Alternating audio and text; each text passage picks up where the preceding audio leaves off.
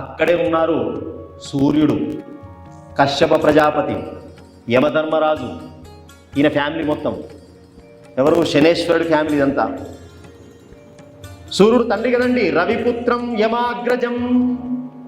సూర్యుడి కొడుక యమధర్మరాజుకి అన్నగారే. కశ్యప ప్రజాపతి తాతగారు. తాత, తండ్రి, సోదరుడు ముగ్గురున్నారు. ముగ్గురుండగా పార్వతీదేవి శాపం ఇచ్చింది. శాపం ఇవ్వగానే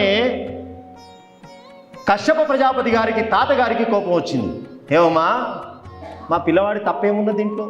దక్షిణం కృత్వా సూనోర్వై మాతురాజ్ఞయా యత్పుత్రో అతి ప్రయత్నేన యపశ్యత్ పార్వతీ సుతం యథా నిరపరాధేన మత్పుత్రం శాప. నా కొడుకు నిరపరాధైనప్పటికీ కూడా నువ్వు శపించావు కాబట్టి తల్లి, ఒకవేళ విష్ణుమూర్తి వారు వెళ్ళిపోయినారు అక్కడి నుంచి. వెళ్ళిపోయి ఎట్లాగైనా ఈ సన్నివేశంలో ఆ తల్లికి కొడుకును చూపెట్టకపోతే ప్రపంచమంతా ప్రళయం దారి తీస్తుందని చెప్పి ఏదో ఒకటి చేయాలి మొత్తానికి ఈ సన్నివేశం. తర్వాత వెళ్తూ ఉంటే ఏనుగు ముఖం కనబడ్డది. ఆ గజ శిరస్సును తీసుకువచ్చాడు. అక్కడ జరుగుతున్నది ప్రక్రియ. మంత్రాలతోటి చక్కగా ఆ పూర్తికి ఆ ఏనుగు ముఖాన్ని అతికిస్తూ ఉన్నారు మహర్షులంతా. ఇక్కడ వీళ్ళ చర్చ జరుగుతున్నది. సూర్య భగవానుడు అన్నాడు, నా పుత్రుణ్ణి అకారణంగా నింద మోపి నువ్వు శాపం ఇచ్చినావు కాబట్టి నీ కొడుకు ఒకవేళ బతికినా లంబోదరత్వం, నీ కొడుకు చూడముచ్చటైనటువంటి రూపం అని చెప్పి ఎత్తుకొని తిరుగుతున్నావు కదా, అట్లా కనబడదు అని చెప్పి నా పిల్లవాడిని అంగవిహీనుడు అన్నావు కాబట్టి నీ పిల్లవాడు కూడా ఎప్పుడు అట్లాగే ఉంటాడు. అందుకే లంబోదరః ఆయన రూపం చూడండి, ఆకారం పెద్దది, చిన్న ముఖము, కాళ్ళు పెద్దవి, ఉదరం పెద్దది. కాబట్టి నీ కొడుకు బతికినా అట్లాగే ఉంటాడు. ఈ రకంగా ఒకరినొకరు శాపం ఇచ్చుకుంటుంటే బ్రహ్మదేవుడు మెల్లగా, అమ్మా నీవు చేసిందే దోషంలాగా కనబడుతున్నది, ఈ విషయం కాస్త పెరుగుతున్నా కొద్దీ చాలా పెరిగిపోతుంది, ఒకవేళ నువ్వు శాంతించి మళ్ళీ ఆ శనేశ్వరుడికి కనుక ఏదో రకమైన ఉపసంహారం చేయకపోతే ఇంకా పెద్ద శాపాలు వచ్చే అవకాశం ఉన్నది, కశ్యప ప్రజాపతి సూర్యుడు చాలా కోపంలో ఉన్నాడు తల్లి అని చెప్పడంతో అప్పుడు పార్వతీదేవి శనికి శాపముతో పాటు అది జరుగుతుంది, దానితో పాటు వరం కూడా ఇస్తున్నాను అని చెప్పి గ్రహరాజో భవశనే మధ్వరేణ హరిప్రియ, నీవు గ్రహములలో ఒక గ్రహముగా నిలబడతావు. అప్పటి వరకు గ్రహస్థితి లేదు, ఈయనకు ఒక గ్రహమండలం ఇచ్చింది. అంతేకాదు చిరంజీవీచ, నీకు చిరకాలము జీవత్వం ఉంటుంది, ఆయుష్ ఉంటుంది, అద్భుతమైన అఖండమైనటువంటి కృష్ణ భక్తి నీకు ఉంటుంది, శాశ్వతమైనటువంటి హరిభక్తి ఉంటుంది. అంతేకాదు నీవు మొత్తము అంగవిహీనుడవు కావు. అంగవిహీనత్వం అంటే మొత్తం శరీరం కాదు, ఏదో ఒక అవయవం మాత్రమే. అందుకే శనికి కొంచెం కుంటిగా నడుస్తాడు.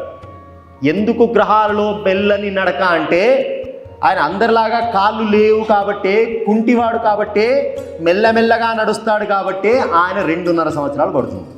అది ఆయనకున్నటువంటి మొత్తానికైతే ఆ విషయాన్నంతా కూడా విష్ణుమూర్తి వారు అలాగే బ్రహ్మగారు నిలబడి ఆ సన్నివేశం లోపట పిల్లవాడిని బతికించారు.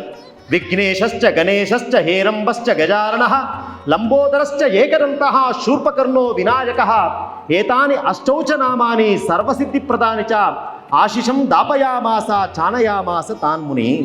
ఈ రకంగా ఆ పుట్టినటువంటి పిల్లవాడికి గణేశుడు అని చెప్పి, గజాననుడు అని చెప్పి, హేరంబ అని చెప్పి 8 రకాల పేర్లు పెట్టినారు. హేరంబ, హేరంబుడు అంటే అర్థం ఏమిటన్నారు?